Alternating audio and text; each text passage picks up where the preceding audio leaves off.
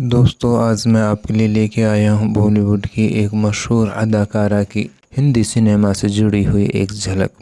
मधुबाला और वैजयंतीमाला से भी खूबसूरत थी अदाकारा। शादीशुदा होने के बाद वे डायरेक्टर को दे बैठी थी दिल।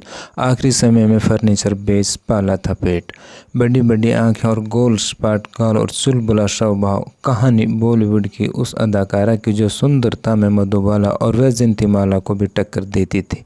बॉलीवुड की 50 से ज़्यादा फिल्मों में अपने अदाओं का जलवा बिखेरा इस अदाकारा ने all time classic film Mughal-e-Azam 1960 में भी अपनी एक्टिंग का जादू बिखेरा।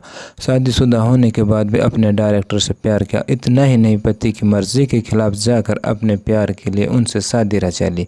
आइए जानते हैं इस अदाकारा निगार सुल्तान की ज़िंदगी की कहानी। निगार सुल्तान का जन्म 21 जून 1932 को ब्रिटिश हुकूमत वाले हैदराबाद में हुआ था।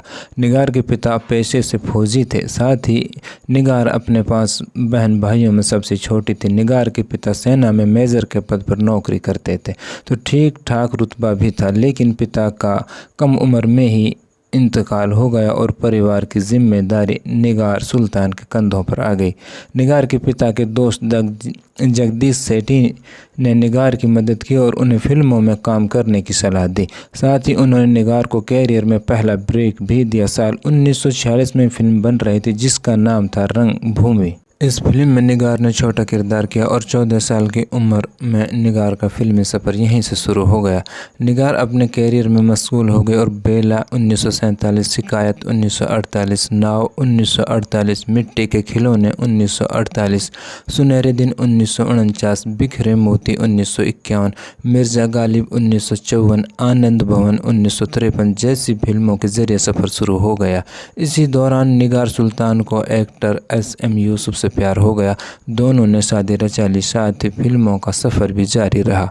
दोनों का रिश्ता ठीक चल रहा था। इसी दौरान 50 का दशक अपने अंतिम दौर में पहुंच गया। इसी दौरान निगार को बॉलीवुड के मशहूर डायरेक्टर के आसिफ की फिल्म मुग़ल-ए-आज़म से उन्हें ऑफर आया। इस फिल्म में दरबारी डांसर बहार का किरदार निगार को ऑफर किया गया। निगार ने झट से ऑफर स्वीकार कर लिया। बस फिर क्या था, फिल्म का शूट शुरू हुआ और निगार की मुलाकात के आसिफ से हुई।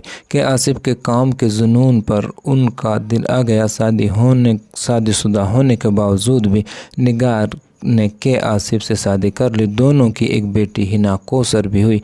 हिना भी अपनी मां की तरह बॉलीवुड की एक मशहूर अदाकारा रही हैं। निगार ने फिल्म में काम किया और खूब वाहवाही लूटी, लेकिन अब निगार की ज़िंदगी में तूफान का आगमन होना था। एक दिन निगार को खबर मिली कि उनके पति के आसिफ ने दिलीप कुमार की बहन अख्तर से शादी कर ली। इस बात से निगार का दिल टूट गया और जिद सवार हो गई। निगार ने भी हार नहीं मानी और अपने प्यार का तमाशा बनने में भी हिचकिचाहट महसूस नहीं की। निगार ने अपने पति के खिलाफ कोर्ट में मामला दायर किया। अपने प्यार को कोर्ट में घसीट लाई। निगार ने फिल्मों में काम किया, लेकिन दिल टूटने के बाद उन्होंने के आसिफ से तलाक ले लिया। इसके बाद भी कानूनी लड़ाई लड़ती रही। साथ ही अपने बच्चों को भी अपने बलबूते पर पाल कर दिखाया।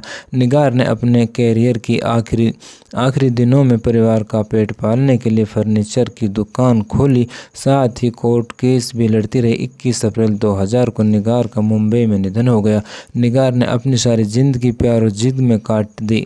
निगार की बेटी हिना कौसर भी बॉलीवुड की 60 से ज़्यादा फिल्मों में काम किया, लेकिन आज भी निगार के किरदार फिल्मों में उनकी मौजूदगी दर्ज कराते हैं। तो दोस्तों, ये थी बॉलीवुड की मशहूर अदाकारा निगार की ज़िंदगी से जुड़ी हुई एक छोटी सी झलक। आप लोगों को कैसे लगी कमेंट्स में बताना। अगर अभी आप लोगों ने मेरा चैनल सब्सक्राइब नहीं किया है तो मेरे चैनल को सब्सक्राइब कर लें और बेल का आइकन को प्रेस कर लें ताकि हमारी तरफ से आने वाले इसी तरह की वीडियोज़ के नोटिफिकेशन आपको मिलते रहें।